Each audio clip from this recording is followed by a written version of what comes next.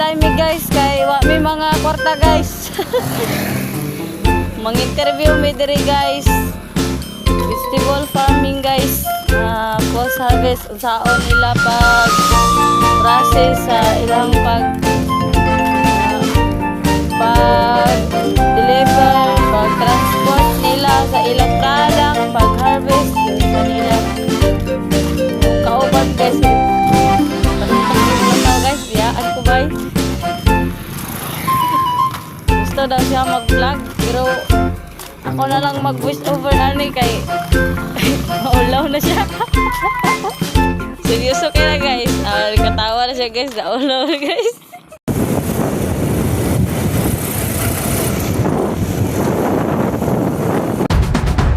So, good day. Our chosen commodity for this activity is the eggplant, locally known as talong. So, one of the most widely cultivated, affordable, and essential vegetable crops across the Philippines. So, eggplant is a staple in Filipino dishes like tortang talong and pinakbet, with constant year-round demand from households and markets. So, nationally, it is among the top 5 most produced vegetables, supporting hundreds of thousands of small-scale farmers with fast harvest cycles and steady income. So eggplant has dense skin and high water constant, making it extremely perishable. Up to 50% of harvest can be lost without care. So harvesting at the right maturity ensures it develops the best flavor, firmness, and nutrient content while avoiding bitterness or over-ripening. So gently picking, careful sorting, and cold storage prevent bruising, decay, and trivaling, keeping produce marketable longer and security fair prices for farmers. Indices of maturity are the signs used to determine the right time to harvest crops. This includes physical changes like size, color, and texture, chemical changes like sugar and acid content, and physiological factors like age and age of detachment. Using proper indices of maturity helps reduce losses, improve quality, and increase the market value of agricultural products. So there are 5 maturity indicators for eggplant. First is size. The fruit reaches its full normal size for the variety. Next is color. The skin becomes glossy, bright, and deep in color in purple varieties. Next is texture. The fruit is firm from still has little give. When pressed lightly, it's too hard, it is immature. If too soft, it is overripe. 4 days after flowering, planting harvested 20 to 30 days after flowering or 70 to 90 days before after transplanting. Most farmers harvested every 3 to 4 days once it starts fruiting. 5. Seed development. Cut one sample. Seeds should be small, soft, and white. If seeds are big, brown, and hard, it is over and bitter. So, sa puno ng eggplant guys, explain ko muna is ito yung flowers niya or ito pa lang yung una nga para mag-flowers siya. So, maliliit pa lang siya. Hindi pa natin makikita yung flowers niya. Pero dito is nag-flowers na siya. Tingnan nyo, nag-flowers na yung eggplant. Tapos, kita din natin is, next nito is, may ano siya o may maliliit na eggplant. So, itong mga maliliit, hindi pa natin ito pwedeng i-harvest kasi maliliit pa lang. So, ang tamang eggplant na i-harvest natin is yung mga malalaking eggplant.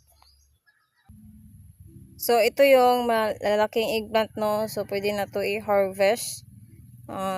malalaman natin na pwede na siya harvest kasi ano na siya malaki, tapos yung color niya is dark violet or mag purple, pwede na siya ano i-harvest.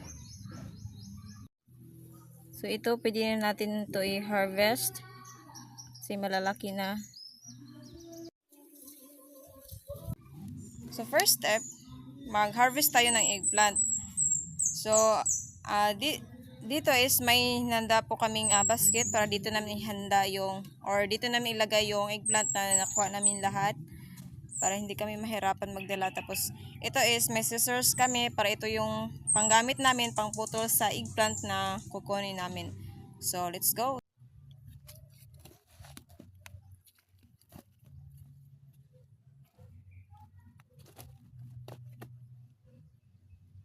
So, ito guys, pwede na natin to i-harvest kasi malalaki na siya.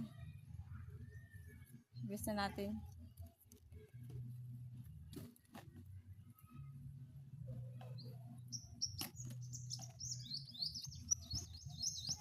So, ito na.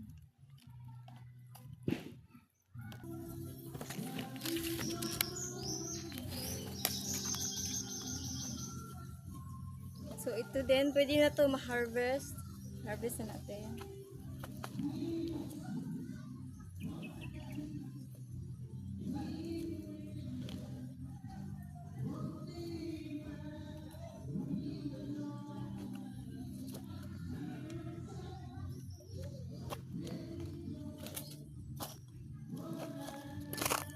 So, ito na. So, ito na guys, yung na-harvest namin lahat. So, konti lang no kasi nag-harvest na sila nanay kahapon. Cleaning or washing. Eggplant have thin skin that absorb water easily, so washing is only dosed if absolutely necessary.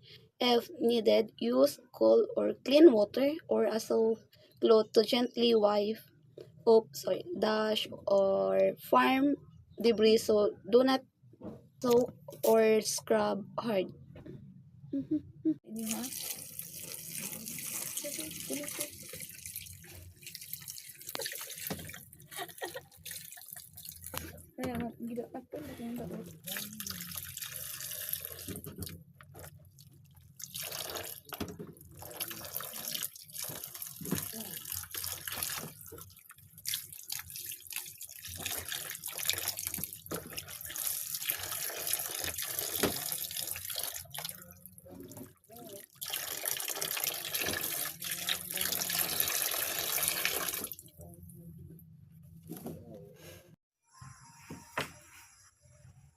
So, ito na guys. Next natin gagawin is i-classify natin yung eggplant. So, based sa lalagyan na nakuha ako or na-prepared ko is magkaiba yung kulay. Ito green, ito yellow. Sinasadya ko po ito para madali lang siya ma-identify kung saan yung class A or class B. Tapos, dapat sa lalagyan nyo is may butas-butas siya para madali lang maka-absorb ng hangin yung eggplant natin para hindi siya madaling masira. So, ito, class A. Dito natin ilagay yung mga malalaking talong. So, ilagay na natin. Then, sa class B, ito yung mga maliliit na talong or yung mga talong na may sira siya. Kagaya nito, maliliit siya, maliliit pa. Tapos ito, malaki siya pero may sira siya dito. Kaya i-classify natin to. Yan o, may sira siya.